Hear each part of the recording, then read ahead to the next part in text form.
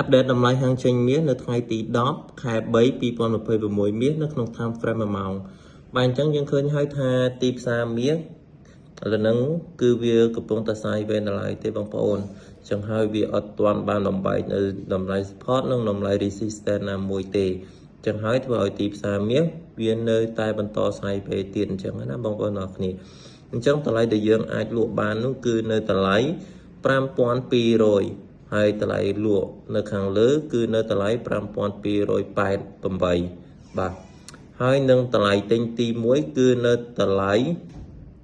5,067 បាទតម្លៃទិញទី1ហើយនឹងតម្លៃទិញទី2គឺនៅតម្លៃ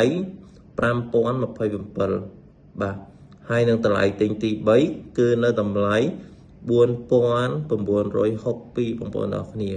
អញ្ចឹងបើកាលណាវា break high គឺវានឹងបន្តទៅខាងលើទៀតតែបើសិនជាវា break